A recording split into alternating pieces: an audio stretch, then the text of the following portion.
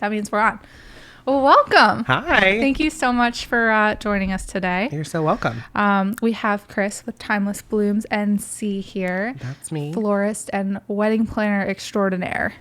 That's me. Yes. So thank you so much. I know we have been talking for a little bit because we had to set everything up. So there's tons of stuff that we need to go over. Ever since the bridal show where you kind of launched the same time that we launched as well. Mm-hmm. So I saw your booth and then someone came over and gave us pamphlets. I did a whole lot of research and then we got connected on Instagram and then we were one of your vendors. So just the evolution. And now we're here. Yeah. Well, we obviously appreciate your support. I mean, it's vendors like you that are going to make us be able to be what I think we can turn into. Absolutely. But you know, I think it's so interesting that you're not only a florist but a wedding planner, because those are two very big jobs for a wedding. Absolutely. So tell me about, how does that work? I mean, do you ever do both for a couple, and does that get complicated? Actually, no, it doesn't.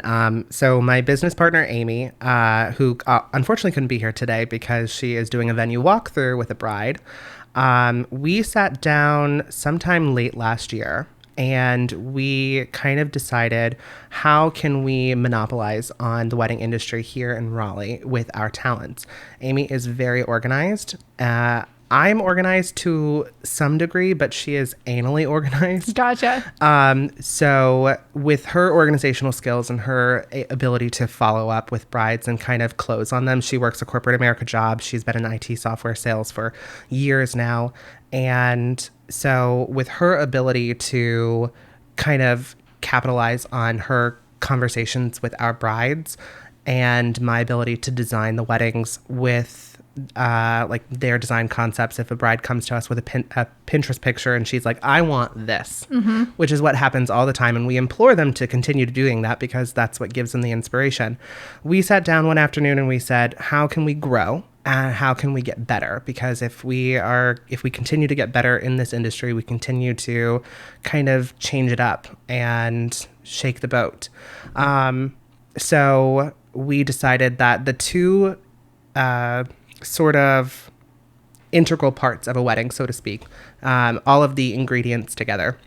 You have your DJ, you have your photographer, your florist, your cake, your planner, your venue, kind of everything all in one. And in order for them to all come together in harmony, you have to make sure that you have a great team. Most of the time, the planner, either if they're a month of coordinator or if they are the day of, which is kind of the same thing as month of, or a full service coordinator, they will help write the script for the day. And with as much hands-on experience as I've had in weddings for the however long that I've been doing it, I have realized that the planner is really the person at the front of the band that's like kind of just leading the way. Yeah, leading the way, and they're leading the pack. But a lot of the times the planner doesn't have a lot of experience in the other categories.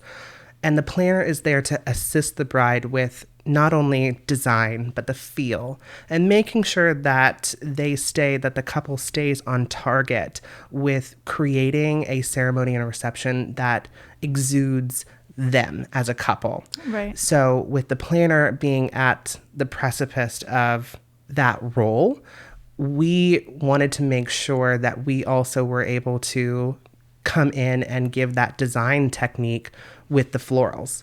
A lot of the times the planner doesn't contact the florist until either the month of or 2 months before to make sure, A, what time are you getting there? B, what time are you kind of breaking everything down? And C, will I need to do anything as far as pass-offs for the bouquets? That was the gist of the communication between the planner and the florist traditionally.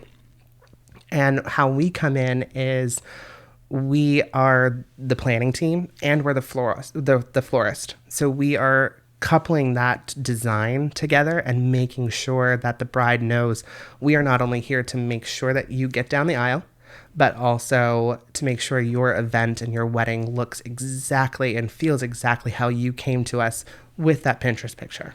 Yeah, and what a great pair, because the floral arrangements have so much to do with the look and the feel of your event. Mm-hmm. So I think that the two just naturally coincide together. They do. And I don't think a lot of people realize that. And you mentioned something interesting. And I know how heavily relied on Pinterest is for brides, right? Yes. They go make boards for every different part of their wedding. So whether it's the cake or the floral arrangements or their dress, invitations, everything. Literally everything. Yeah. But I have heard from florists in the past that sometimes it sets unrealistic expectations because of fake flowers being used. Yes. Do you run into that a lot? So do you mean fake flowers as like silk flowers? Yes. Or okay. So I'm not going to knock the silk flower business because I am actually friends with a couple vendors here in Raleigh that their entire business is on fake flowers. Oh, interesting. Yeah, I didn't realize that was a whole business unit. It really is because they tell the bride, they sell her on knowing that she gets to keep this bouquet forever.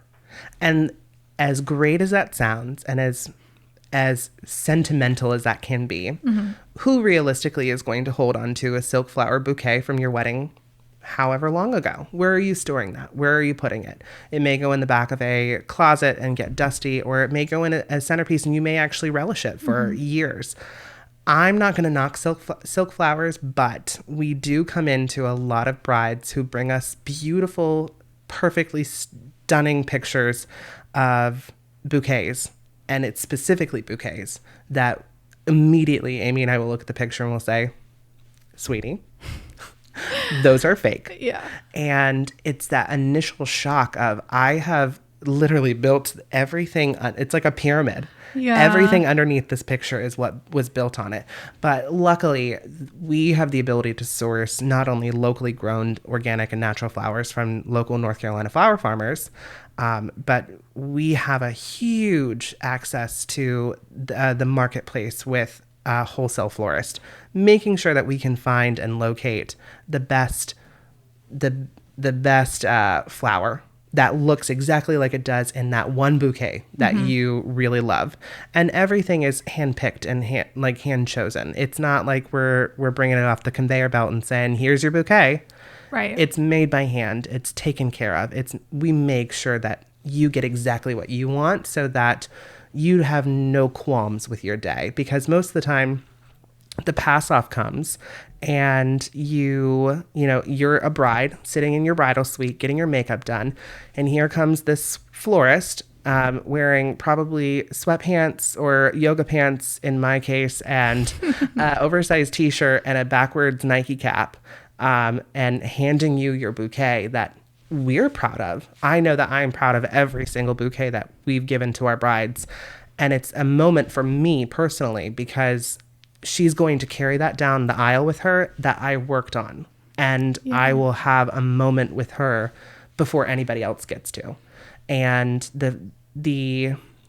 we get to be a part of their history no matter what kind of wedding vendor you are.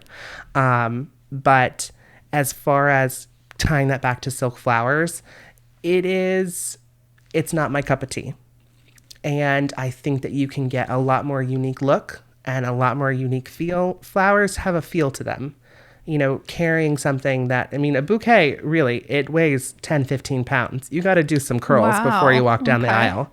And just having that ability, like you are holding something that is live and it has a story to tell. All of our flowers come from local North Carolina farms.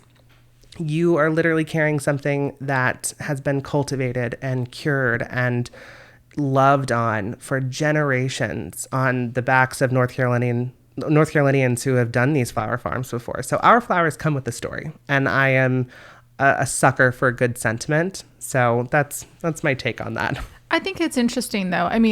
I personally didn't know that there are people that were only doing silk flowers. Oh, yeah. So that's interesting. I don't think many people realize that. I think you think florist and you think live flowers. Right, exactly. And I completely agree. You even think of a dress, right? Right. There, you spend all this money on the dress, and what happens to it after the day?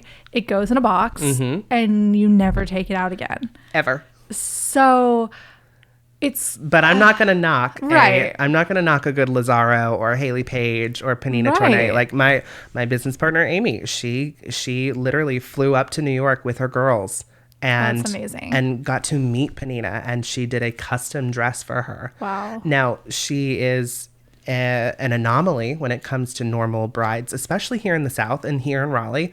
But at the same time, you as a bride prioritize what's important to you. Exactly. And some brides, it is incredibly important to have, hanging greenery chandeliers in your reception area, or the most beautiful bouquet made of just peonies or Asiatic lilies, or you put your money where you want it to go and where you want it to show. Exactly. I mean, that's a great way to think about it. It's really just what's important to you. And depending on what that answer is, it's going to be what your focus is. Yep. I mean, some people, like my mom, she's so sentimental with everything, keeps everything. I keep every birthday card. So Yeah, see, I throw them away. Why would you? Oh my gosh. I'm sorry for everybody who's ever birthday card. It's like immediately opens it and then says thank you. And then I keep them like takes the check out from grandma. And then it's like, open it a little bit and see if money falls out. Oh, thanks, Dad. But thanks. I know it's love, Dad. For me, it's like, I don't know. It's just. But if you're a good planner, you'll be able to point your bride in the right directions. Right. So something that we do with a lot of our brides, especially if they come to us for full service planning, we do a budget meeting.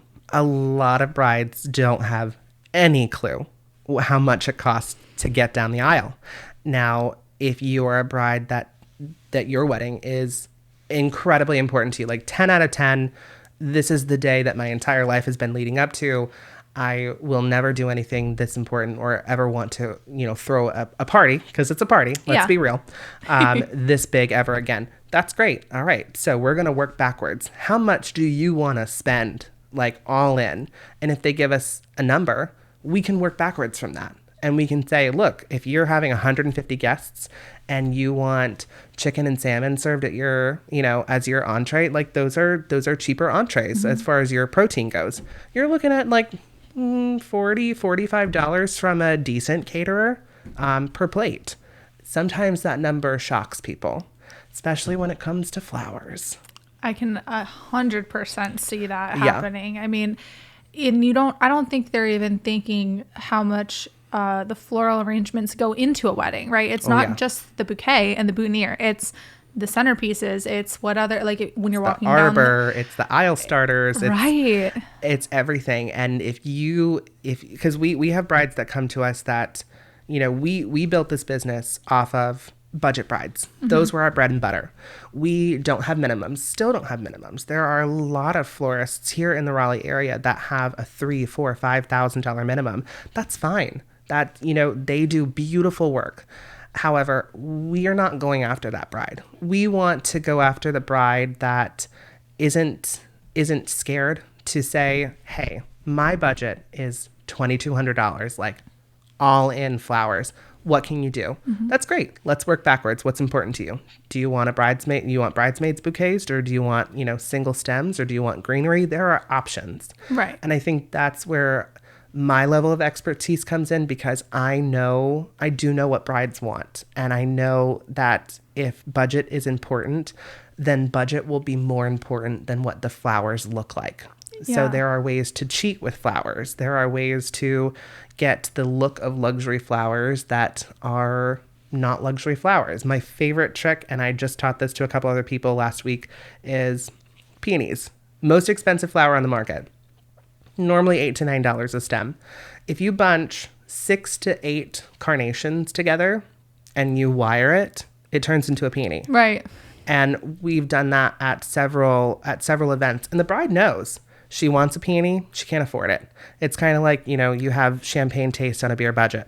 Yeah, but it's a good alternative, and they'll still look great in the pictures, which is what they really care about at the end of the day. The pictures are the most important. Exactly, because that's what, makes those memories last. But I think that a lot of, and this is, I think, so important for couples to realize, and coming from a vendor yourself, is that they're so afraid to say their budget, because if they are on a budget, they don't want to be shamed, and they don't want you to turn them away. But vendors are asking the question, hey, what's your budget? Because you want to help them. Yeah, absolutely. And set those realistic expectations. Yeah. So, I think that's great for couples to realize. It's like, hey, the budget conversation, don't be afraid of it. No, be jump realistic. into it. Yeah. Like dive head first. Act like this is a business negotiation. Like this is, because it is. Your wedding is a business. Mm-hmm. And what we tell all of our clients, whether they're brides or corporate clients, doing an event, let alone a wedding, is a full-time job. That's why you hire professionals. Yep. And that's why you make sure that everybody on your team is playing for your team. We're there to make sure you get down the aisle and that you get married and that you have a ball. If all of your alcohol is gone at the end of the night, we know that you had a great time. Exactly. And your pictures are going to come out great and your team is happy and everyone's happy. It's just a happy industry to be in. It really is. If you have the right mentality. It really is. And I mean, I came from a tech background and we talked about this a little bit. I was in the corporate world for a little, and then before that was startups. And this is kind of where the podcast came from, was when we were building out the questions for Bride Genie. I would call vendors of all categories all day long and just ask them, hey, what are the questions you need to ask a bride to quote them efficiently and accurately? Right. And I would set the call for about 20 to 30 minutes. Every single one was at least an hour. Oh yeah, I bet. Because everybody is so passionate about what they do. It's amazing. It's a passion project for sure. It really is. So that's why I think that brides just need to. There's definitely a disconnect. I think that you're spending so much and you've never put anything out like this before. You've never put on an event like this before. So they're a little timid and nervous at first, but I have never met a vendor who was not in this for like the right reasons. Oh yeah. I mean, you'd be insane to do it. And if they're in it for the wrong reasons, they don't stay around long. No, because it's too much of a headache. I mean, it really is. Yeah. Oh, yes. You're dealing with emotions. You're dealing with people on a budget. You're not, I talked to Evan a couple weeks ago, corporate events. He said it himself. So much easier because you're dealing with with corporate. Yeah. Right. You're dealing with contracts and people. And here you're our boss are the two people that are getting married. The couple. That is, we don't take orders from any other person. Exactly. Unless we are told to include mother-in-law, because normally sometimes, that's what, right? But at the same time, they are our boss. Right. We work for them. And everybody along the line has to work for them as well. And then not just that, but you have to have some sort of respect for each other as a vendor. So maybe you don't like working with one photographer. Suck it up, buttercup. Yep. I mean, that bride, that groom, they chose that photographer for a reason. And as fun as this industry can be, you have to learn how to tread water, because you will get sucked under the tide so quickly if you don't keep a straight head on. You will get attached to people. That's my biggest downfall, especially in this industry. I get emotionally attached to my brides because I spend so much time with them. I mean, for perfect example, Amy, my business partner, was my bride. Really? I did her dessert table for her wedding. Cool. The day of her wedding, I went to go and set everything up, and I saw Alex, her then fiance, now husband. I got to say hello to him, and I was going to go and say hello to Amy, but I couldn't. I couldn't bring myself to it because that to me was like, all right, we're done, cut dry, it's over. I don't need to have another relationship with that particular person because they are a client, and now the business is done. Yeah, well. That's my biggest downfall. I'm not going to call it, a huge downfall. Certainly not. But wedding vendors alike, all of us carry that same quality. We care almost too much, but you need somebody else. We're here to play for you, not play against you. This is a whole game, and you want to win. Yeah, and I think that's so true. And but that's what makes this industry special, I think, is you're dealing with couples. They're at probably the happiest time in their relationship. Oh, yes. They got engaged, they're planning this wedding, and sure, it can be stressful, especially when we have today's times of uncertainty, but don't know what you're talking about. Right. But it's still like one of the happiest events that they're going to put on. It's something they're celebrating their love. And I think that that's something that truly makes it unique. It's just a happy industry to be in, quite honestly. I mean, if you think about it at its core, we are literally getting hired to walk you down the aisle. This is the most important part of, part of your life to some people. And we get to be a part of that. We get to be a part of your history forever. In 20 years, when you're celebrating your reunion, you may not remember what your flowers looked like, what you ate, or what the cake tasted like. You're going to remember your team. And you're going to remember that one pasty ginger florist that bent over backwards and went out of his way to find you dahlias outside of dahlia season. Yeah. And it's those moments that really make me feel that I'm in the right place and I'm doing everything that I can to stay here and stay relevant. And you learn every single day something new, and it's so much fun. It's so rewarding. Yeah, that's an interesting point. So for, the vendors listening, what are you currently doing to stay relevant, right? I mean, it's hard now because things aren't being booked, they're being rescheduled. Right. How do you stay relevant?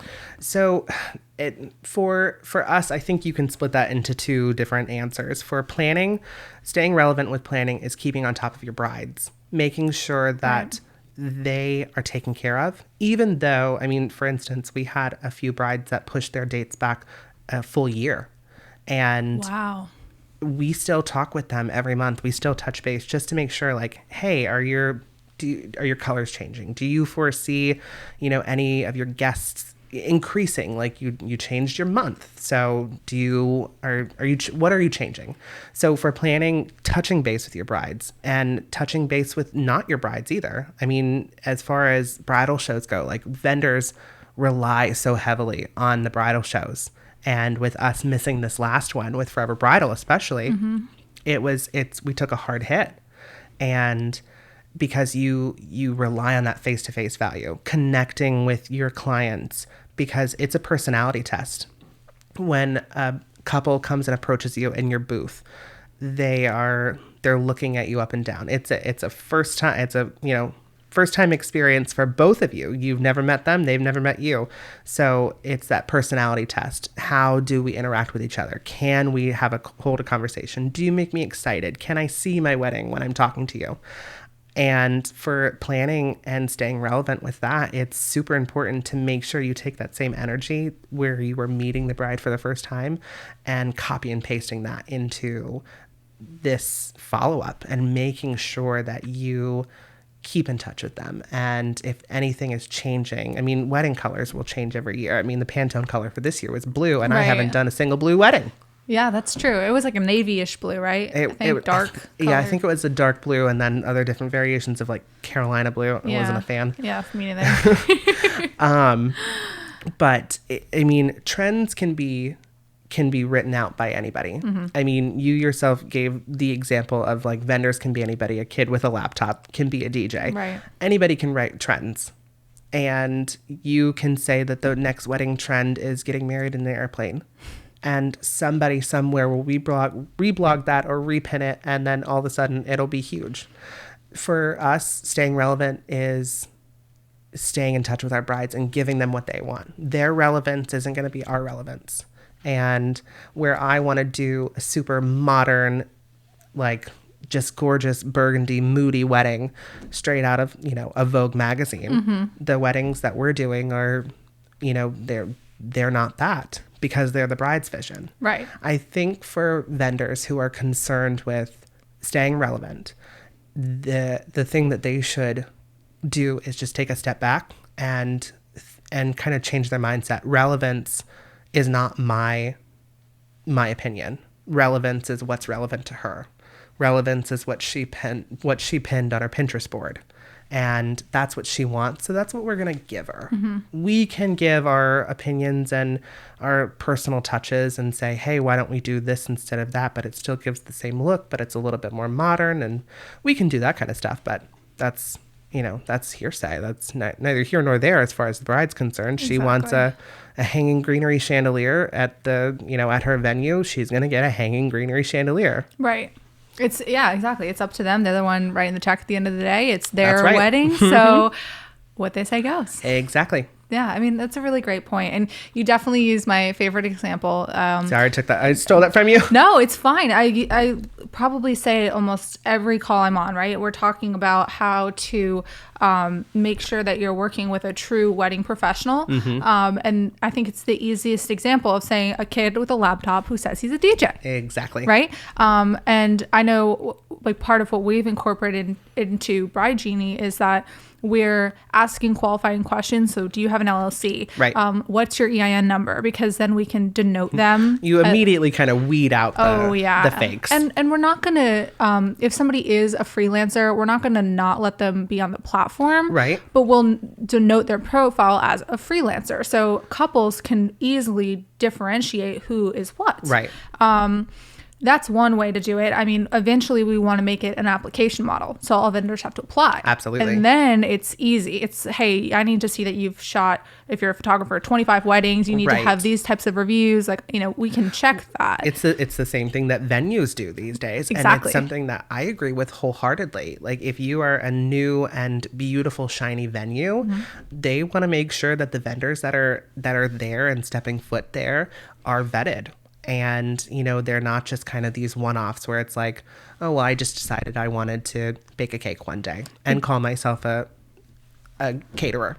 Right. And I'm sure that happens. And, you go through the groups on Facebook. We talked about this, Oh, yeah. You see the $300 quotes for photography and you just know that's not real. I love that. And I mean, if you're a couple, especially early on in the process, how do you know who's a true professional?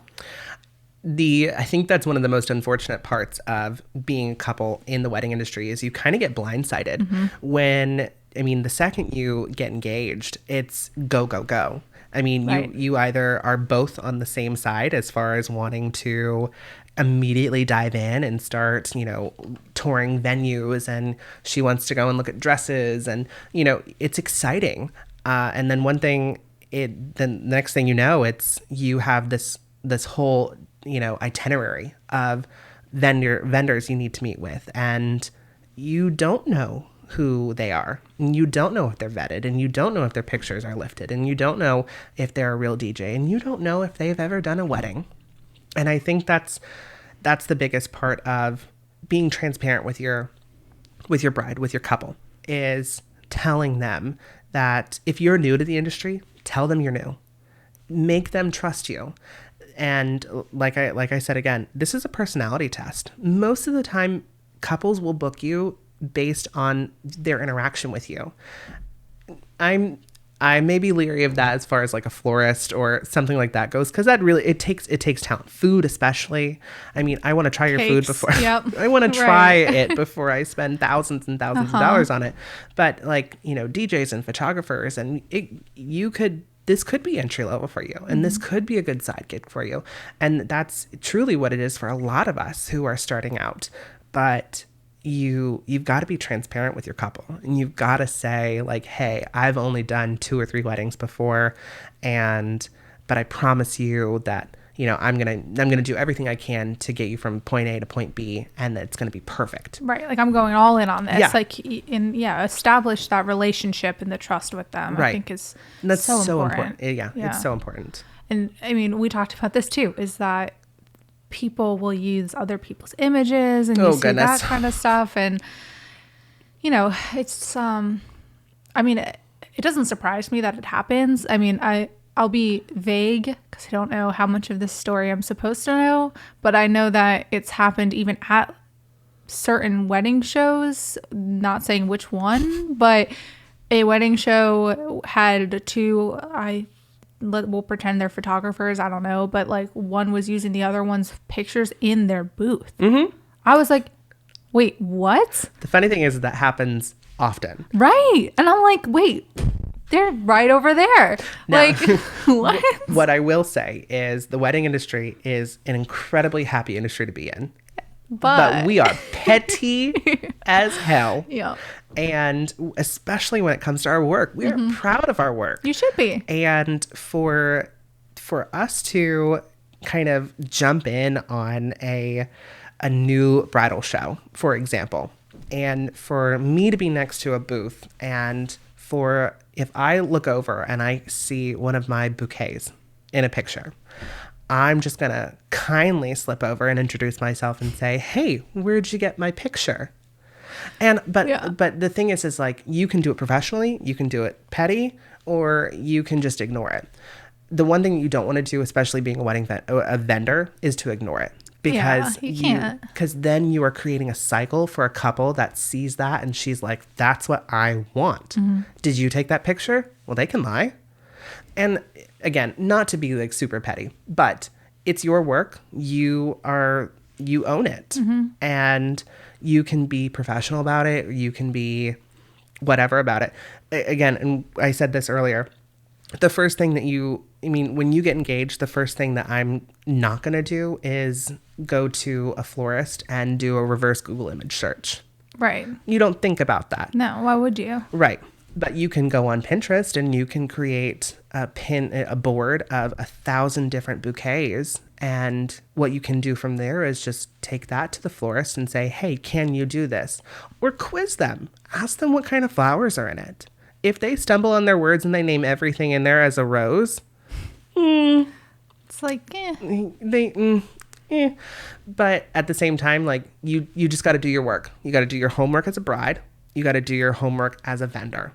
And then you're going to meet somewhere in the middle and you're going to realize this was a perfect marriage. See what I did there? Yeah. Oh, I like that. Look at you. No, I think that's so what other like questions could they potentially quiz like a florist on? I mean, that's a great question. Hey, tell me what flowers are in this picture. Right.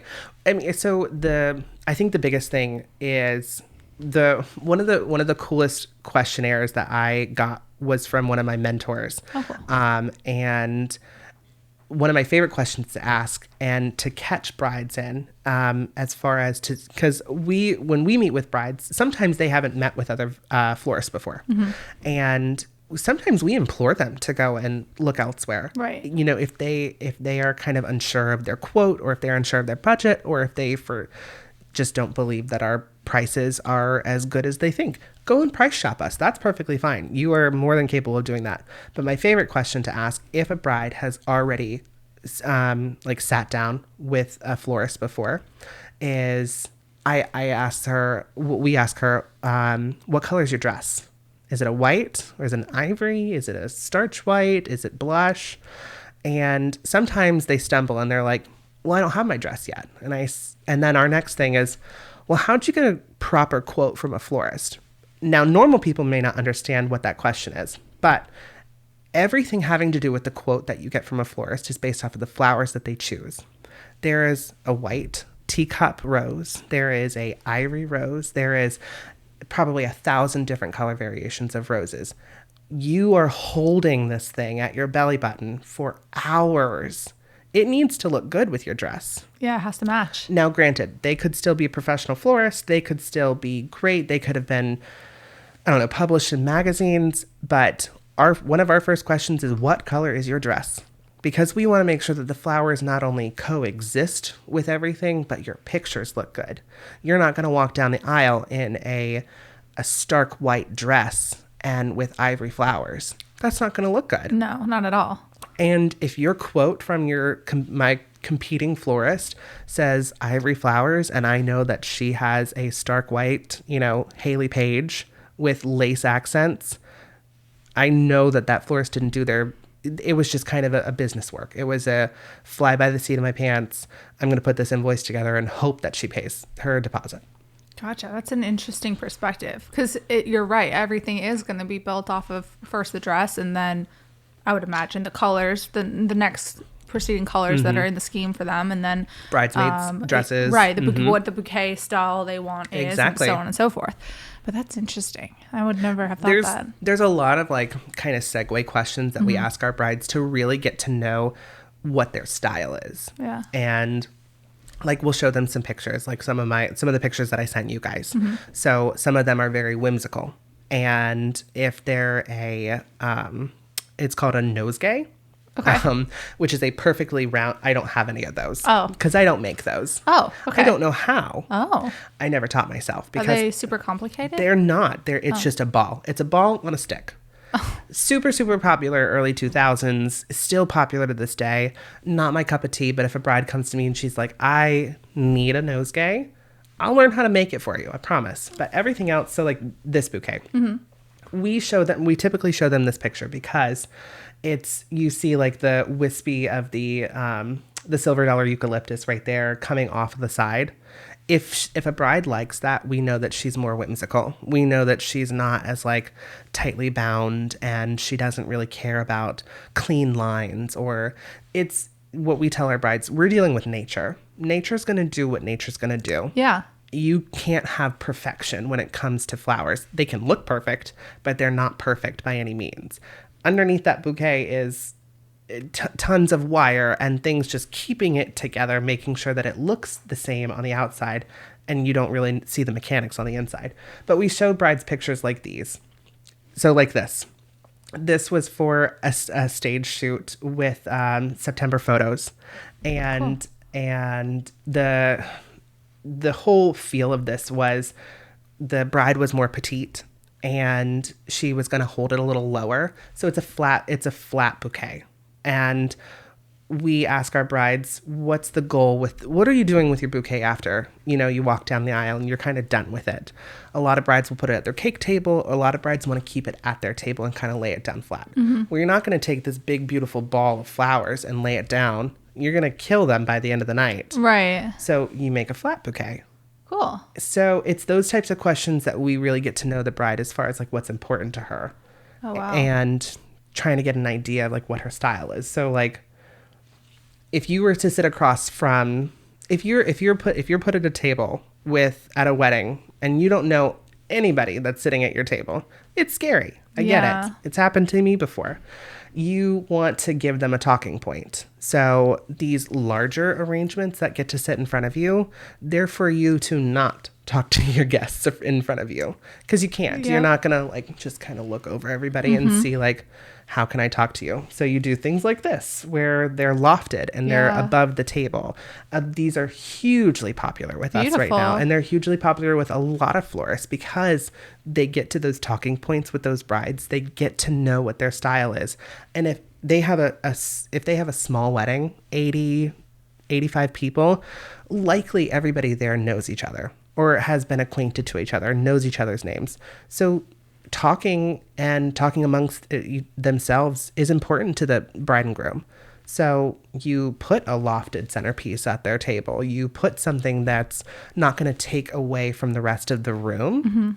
And you point their tables towards the sweetheart table if they have one. And you want to make sure that the bride and groom can look out and see all of their guests. So you as a florist, and not to like toot my own horn, but you really have to think about everything. Yeah. You have to think about, where is the DJ? Where is the photographer going to stand? Where, if she needs to get a good shot or he needs to get a good shot of the couple at a sweetheart table, is this table going to be in the way, or is this centerpiece going to be too high? Can they see? You have to like literally go to every single vantage point in the room and make sure that you have a good spread, and a good see-through for everything. Right. So that's kind of what's super, super important. That's so like interesting. I've never seen those lofted centerpieces before. Oh yeah, they're beautiful. They've been like gaining traction for the past like year and a half. Okay. Now all of a sudden they're like the hottest thing. I mean, I do love that though, because to your point, if it's I definitely want a smaller wedding, right? So I would think that everybody would more or less, especially within a table, know each other. Right. So that's what you would hope for. Right.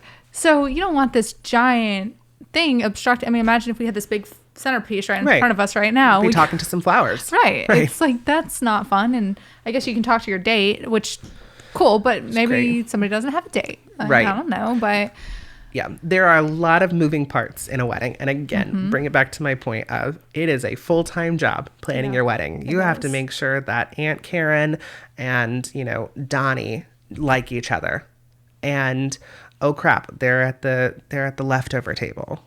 What am I doing there? And then those little stumble moments can set a bride off course completely. But that's why you also do like pickup planning. So like you'll pick up, like it doesn't have to be month of or full service. We'll meet you somewhere in the middle. And almost every planner will do this, where if you got engaged 6 months ago and you're not getting married for another 6 months, but you just want to throw your hands up and say, I can't do this anymore. Yeah. We'll pick up where you left off. Nice. And a lot of planners will do that because we realize sometimes we'll have couples who need us just the month of. Sometimes we'll have couples that need us from the moment they get engaged. That's perfect. That's fine. It gives us more time with you. And then sometimes we get couples who contact us a little desperate because they're like, we're getting married in 3 months and I don't have a tux. We don't have a florist yet. We also don't have a caterer booked. So we're like, okay. We need to move quickly. So when can you meet? Yeah. And we'll it's a process. And you have to love the process, like you said. This is a labor of love, and you have to be in it for the right reasons. Yeah. But I think that's a great point. And I'm sure that happens a lot more than most people think. Yeah. Where you're really excited about getting engaged. You have this beautiful ring and you're all excited. It's glitz and glamour. Yeah. Everybody's so excited. And then they just think that they can do everything themselves. And then they start the process and they're just like, oh, this is I get it now. This is why there's an entire industry dedicated to planning my wedding. Yes. Yeah. Exactly. Yeah. And it gets forgotten about. The bridal industry it can be topsy-turvy sometimes, but it's so rewarding. Oh my God. I mean, even, I think I said this on the last podcast with Laura, we were talking about the bridal show. And that was the first bridal show that I've ever been a vendor or attended ever. And I walked in and... You had no idea. Oh my God. I mean, the first thing that happened was we set up our booth. And it looked... And how long did that take? Forever. Because... But you thought it wasn't going to take that long, right? Oh, I thought it would take 2 seconds. Oh, yeah. My partners were AWOL. And I started looking around. And I was like, oh, this looks terrible. I was like... Oh, crap. I was like, everybody else's look really, really good. And like, I was right by Chandelier. They had legit chandeliers. Oh, yeah. And I'm just like, oh, this is bad. So I can't do this. I called my partners and I was like, I'm going to go to Target and like try to find some lights, I guess. Where's the Amex? Yeah, I was like, this is bad. Like, this looks real bad. But the other vendors put their heart and soul into it. I just had no idea what to expect. But then the first day of the show, I started watching the brides coming in and the like, oh shit moment that I had when I got there. In them. Yes. Yeah. Because it's so much fun. I mean, there's so much to do. A blast. They have cake, there's champagne, there's just Not to mention the food. Yes. City barbecue. I stopped that mac there. And cheese. Oh my God. Now I'm just thinking about dinner. Right. But there's it's such a fun experience and but it can be overwhelming. Oh my God. Yes. I mean, I was overwhelmed as the vendor. If I was a bride actually having to book the vendors, I would just be like, it's overwhelming, but it's also a lot of pressure because I think these brides, like before they actually attend a show, they have this idea, this mentality of like, oh, it's just going to be a fun day. Like we're going to go and we're going to eat some cake and we're going to meet some vendors. And, you know, a lot of them recently got engaged. One of my favorite shows is the January show. Yeah. Because that was when I was at. It's right after Christmas. Couples get engaged at Christmas, so the stars are in their eyes. But a lot of the times, the January show is frustrating for vendors because you have these new brides who are not brides. They're going to be, but they're newly engaged. They're so early on. They don't have a date. They don't have a venue. They don't have anything. And that's not docking them. That's nothing bad about them. It just happened. But for us as the vendors who, you know, are in the show and who are working day in and day out, making sure that, you know, we are building this business and we're getting the brides. You know, Camellia with For Bridal always says, you know, the January show is really good for follow-up. And it's really good to stay on top of them because you get to create that relationship. And in April, they'll come back because, you know, hopefully they didn't get married before, you know, then. Yeah. And so then they're a little bit further along in their planning process. So maybe by April they realize, oh crap, I really do need a planner. Or my planner that they just booked says, all right, we're 4 months in, let's book a florist. Right. And so they come there with kind of like a punch sheet. So they know what they need. But that's why my favorite show is the January show. And it used to not be. I used to loathe the January show because I used to do dessert catering. Desserts was the last thing on a bride's mind. Yeah. Sometimes even forgotten. And it can be frustrating as a vendor, but you really just have to stick it out because you have to know, like, these emails, these text messages, these calls, these meetings will all matter when it comes down to her saying, oh yeah, I have been talking to you for like 17 months. Right. Like, oh yeah, we talked way back then. Yeah, right. That's a really good point. And I'm going to pivot a little bit here because I mentioned this to you a couple of days ago, but it's something that is really important to me. Okay. And it's, we're talking about couples and we're talking about weddings and love and all these great things, right? And we're talking about the Forever Bridal show.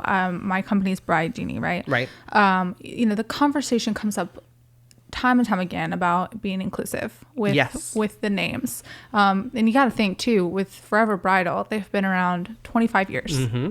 I mean, 25 years ago, this wasn't even a conversation. Right. And Dom and Laura, there's nothing but they're the best. Good intent in their hearts. So right.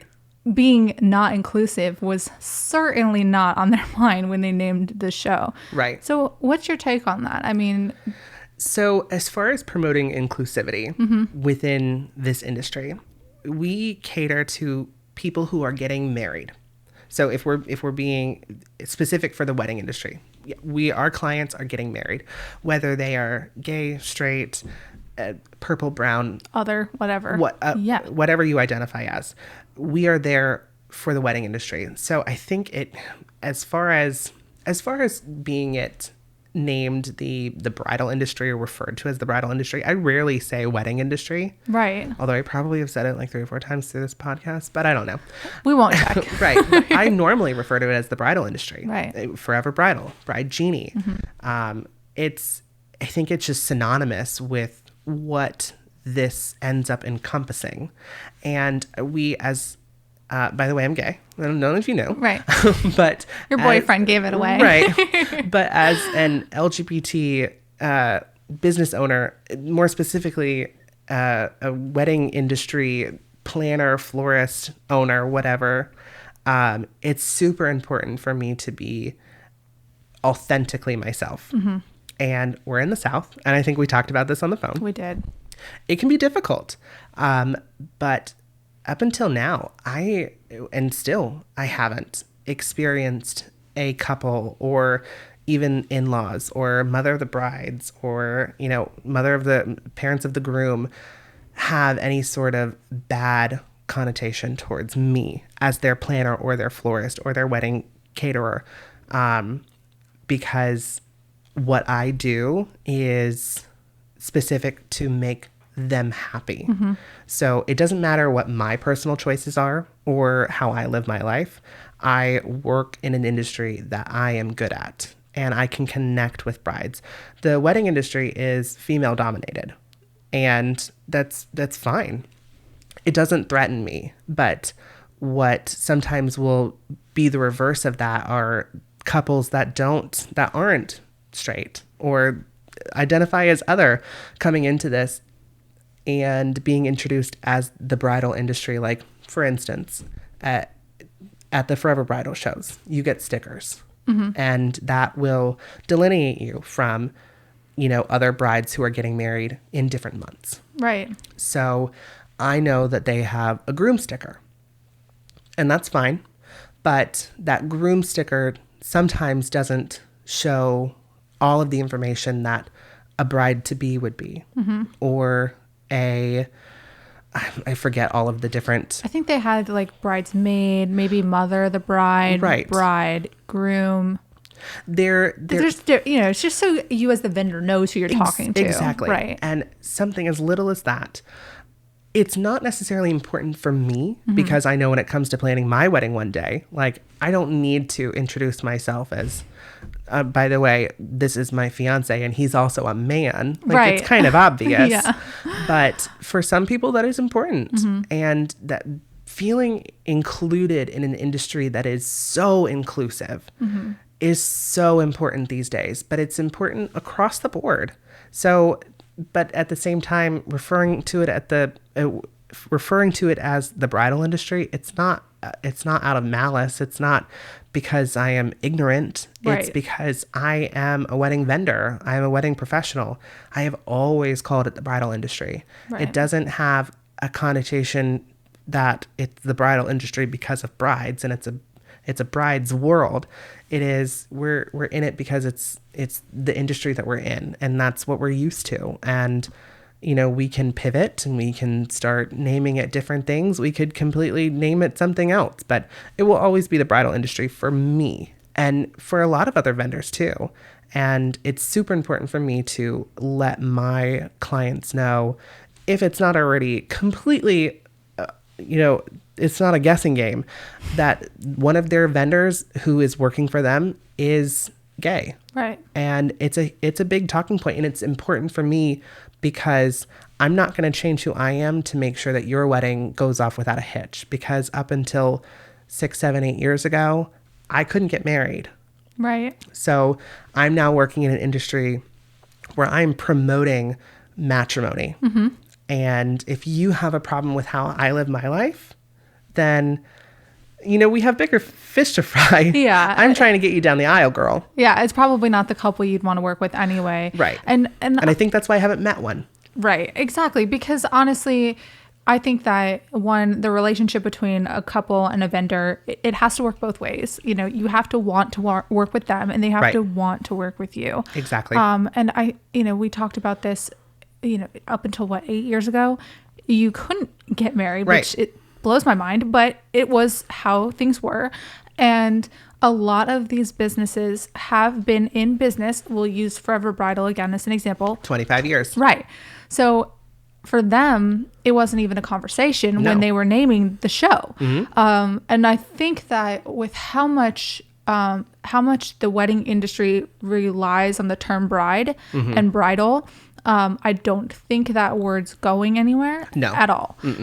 But for me, I don't want anybody to feel excluded. Right. Like, I don't want a groom to hear about Bride Genie and say, oh, especially a gay couple. I don't want Right. them to hear Bride Genie and think, oh, this isn't an app for me because I'm not a bride. It's not the case. I mean, my whole push has been, I almost want to change the perspective and meaning of the word bride, right? I think it's really the spirit of who's planning the event, right? To your point of the groom stickers not having all the information on them, Mm-hmm. they should, because bride or groom doesn't matter. Bride is historically just the person taking on the planning responsibility. Who is walking down the aisle. Exactly. Yep. Mm-hmm. I mean, that's something that I was going to try to do just from Bride Genie's perspective, is partner with, Laura and Dom were going to put on a bridal crawl, and it got canceled, which I was so upset about. I was so looking forward to. We talked about that for 5 minutes last week. Oh gosh. But encouraging guys to come out and participate and just be like, hey, let's get rid of the stigma, because the word's not going anywhere. But it's not an exclusive word just because it's exactly. It's just a word. Right. And it doesn't have power behind it. It doesn't. Not at all. It's not, you can call yourself a bride, and you may very well be a bride, but you're in the bridal industry as a vendor. I'm not a bride. I'm not coming down the aisle in a Panina Tournay. Right. Maybe, but at the same, don't turn it down yet. Right. But it doesn't have the bad meaning or the bad feels that some people will say, well, I'm a groom and I'm planning this wedding and my wife isn't, or my fiance isn't. Right. Okay. I'm sorry. It's kind of just a talking point, mm-hmm. as far as, whoever raises their hand first in the relationship to plan this wedding, mm-hmm. will be the one that normally sends the first email, calls, texts, mm-hmm. gives the information. Whoever has the Pinterest board is going to be the one that raises their hand first. Right. Traditionally speaking, it will be the bride. Mm-hmm. And, as much as me and my personal moral qualms with it go, yeah, sure, I would love to say that, I am a wedding vendor. I work in the wedding industry. I work for brides and grooms and couples that are both, sexes. But it's redundant to almost say that, because now thank God we live in a world where everybody can get married, and you're hosting a party. like I said, this is an extravagant party that's celebrating two people who love each other. Exactly. End of story. Right. It's a great celebration. We're not at a funeral here. We're not mourning anything. Like but you know, those conversations always come up because I think, I mean, I even think back to the bathroom issue a couple years ago that we had. Gosh, yeah. Right. And it's like, nobody talks about that anymore because it doesn't really matter. Just go to the bathroom wherever you want. Right. You know what I mean? Like, this is not an actual issue. Right. You're just making it an issue. Like, just go wherever you were going before. I think that's a whole nother podcast, right? Because people who make issues out of non-issue things, right, they are the problem with every industry. Wedding, corporate. I mean, you worked for Cisco, you said beforehand. So, like, people who create issues, they're the Karens of the world. Yes. The ones who immediately ask for the manager before even getting into the store. Right. Exactly. And it's like, why are we even talking about this? There's so much more important things going on in the world for us to worry about what bathroom somebody, like, I don't care. Like, exactly. And that's kind of my thought. It's not that, again, I want everybody to feel included and be inclusive. But to me, it's like, what are your priorities? Right. Yeah. Like, get married. Right. It's one of my favorite examples for that is at every single bridal show that I have ever done. And my first one was when I was 18. So not every single one, but the ones in the past couple, I would say 2 or 3 years, I have shown up in my makeup. And don't look at me now, hashtag COVID. But I normally have foundation on and I normally have bronzer and I'm not like going out in full drag. Right. But it makes me feel more professional if I have a more presentable face. Sure. If I don't have eyebrows or mascara on, I feel like I scare the children. So I'm sure you don't, but I completely understand. Right. And I wouldn't want to go out either. I fabricated in my head. But I have had, you know, some people say like, hey, you want to tone it back for these bridal shows? Like, it's first impressions. And I'm like, I know, that's why it's first impressions. Like, if you have a problem with a man wearing makeup, planning your wedding, who is not only licensed, but certified, has dozens of weddings under his belt, and who is a pretty big pillar in the wedding industry for at least here in our region. If you have a problem with my eyebrows looking better than yours, don't work with me. Right. And it's a fun talking point too, because every vendor that I meet and I befriend who may have questions about how I do business or how I talk to brides, or I talk with my hands a lot, and it's how excited I get about the weddings, or how, you know, I will skip from, you know, saying like, let me see a picture of your dress, to, oh my God, your ring is gorgeous. How many carats is that? Like, it's not a bad question, but if you want to question how I talk or how I do business or why I show up to wedding shows with makeup on, yeah. Thank you, next. Exactly. But you did mention something very interesting. The certifications that you have. Oh, yes. That's really important because I don't think most people realize they exist. No. And I didn't know that they existed when I was doing wedding dessert catering. Well, could you briefly explain then what the certifications are and why they're so important for wedding planners to have? So in general, most of the time, so you're getting married. So I'm a bride, and I am getting married next August at the Pavilion at Carriage Farms. Beautiful venue, by the way. Shout out to them. And they require, if you are a planner, they require your planner to be certified. Now, basically, that means that this planner has gone through and done a certain amount of hours in education, getting the board, NACE, to say you're qualified to plan weddings. It can sound like a formality to a lot of brides in general, to a lot of couples. You know, oh, well, my signature in my like work email for Timeless Blooms has my certification on it, and it may be a formality to them, and they may never even ask about it, but I know that means that I am certified, and it's not a dock against vendors who aren't, but it kind of puts different vendors above the others as far as the work that they've done to get to where they are. Mm-hmm. And that's the kind of the importance with that. So if you are a bride listening to this, ask your vendors, whether they are your caterers or whether they are your photographers or your planners. This is geared towards mostly your planners. Ask them if they're certified. Ask them what their certification is. You know, there are two really, really big certifications that I personally know of, and that's your certified event planner and your CSEP, which is your certified special events planner. And both are not very difficult to acquire. Your CSEP is one of the hardest to get, mm-hmm. but if you're a certified event planner, that it's like going to college, right? And getting that degree. Mm-hmm. You may not use that degree or that piece of paper ever again in your life, and you may have paid $40,000 to $50,000 for it. Yep. But it's kind of a post-it note on mm-hmm. your life that says, you can do this. You're qualified. You have an institution that says, yep, you got your master's in astrophysics. Right. I don't even know if that's a thing, but probably. We'll agree. I would say you need at least a master's. I was saying astrophysics. Oh yeah. Well, I love Neil deGrasse Tyson. You know him? Shout out Neil deGrasse. Shout out to him. Shout out. He's great. But anyway, sorry. I'm nerding out a little bit here, but just a little. But yeah, it's that institution behind you saying that you can do it. Mm-hmm. And it's kind of like their stamp of approval. Right. So brides, ask your vendors if they're certified. Also for like your caterers, you know, a lot of venues will make sure.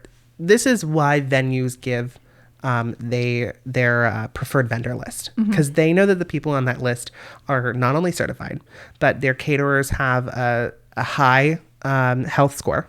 They work out of a commercial kitchen, mm-hmm. or, you know, their photographers have a limited liability coverage for $1 million or plus, which is average for the coverage that you would need to go into a beautiful venue like Merriman Wynn in downtown Raleigh. Mm-hmm. So it's those types of things. So that's why they have those preferred vendors lists. And if you're a vendor listening to this, don't get butthurt that you're not on that preferred list. Ask them how you can. They will give you everything that you need and say, you know, hey, send us your certification, send us your health score, send us your portfolio. Give us reviews from some of your past brides. Have venues give reviews for you. And if you're a new vendor in this, that may sound like a mountain that you just don't want to climb. But trust me, it will be worth it in the long run for you to just have one venue or one other vendor say, I like working with so-and-so. Like I can tell you offhand, I spoke with my favorite photographer friend today, Morgan Cadell, and we've done one wedding together. But the amount of time that we spend communicating and just vibing off of each other and mm-hmm. liking each other's pictures, yeah. you would have thought that we've done dozens of weddings. It really comes down to how you as a vendor network with other vendors, and you as a bride do your homework on how well that vendor is connected. Right. And yeah, right. I mean, because that's how, it's not only their quality of work, but it's how well do they work with other people. The quality of the person. Exactly. Right. Because it takes a lot to put on an event. Everybody has to be on the same page with the same agenda. It takes a lot to put on a podcast. Right. Yeah, we all have to be coordinated here. Me and Scott got to know what's going on. We You haven't put any money in the bucket yet, too. So I'm very proud of you. Thank you. I've been trying so hard. There's a few times I almost caught myself and I was like, oh. Oh, let me take a drink. Yeah, exactly. And that's also, I noticed that why I'm like, I talk with my hands a lot too. So I've been like, I have to like tie them together basically down here. Just tuck them in your belt. Right. In the Gucci belt. Mm-hmm. No, I think those are all really great points though. I mean, making sure that they work well with you and the other vendors that you're booking, right? Because you want this to, you know, be as smooth as possible. Right. So, and you also, you enjoy working with deserving couples too. Mm-hmm. Like if you're a wedding vendor, you will always have that one couple that you'll always remember. You'll always love working with. Yeah. You are probably still friends with them on Facebook, and you may, I don't know, vacation to Cabo together every year. Right. But on either end, as the bride and the groom, the couple, they are rewarded by the work that you do as the vendor. So it's a give and take, and it's a good, happy relationship between wedding vendor and couple. And it's required.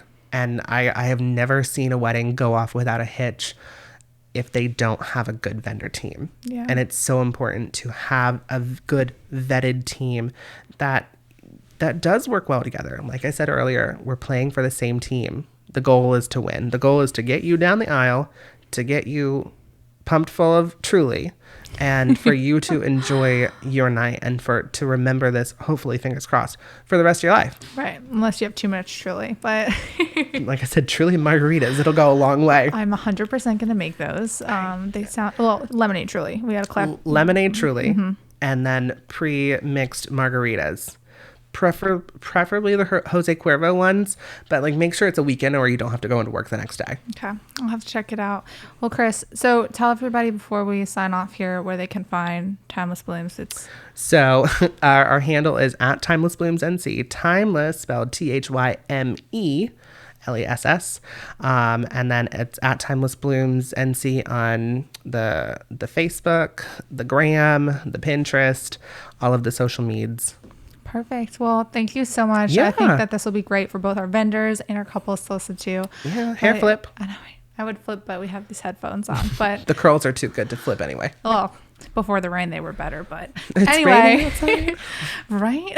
But thank you so much for being here today. Thank you for the invite. So I enjoyed myself so much. Well, thanks. We can take these off now. Okay. Thanks, Scott. Thanks.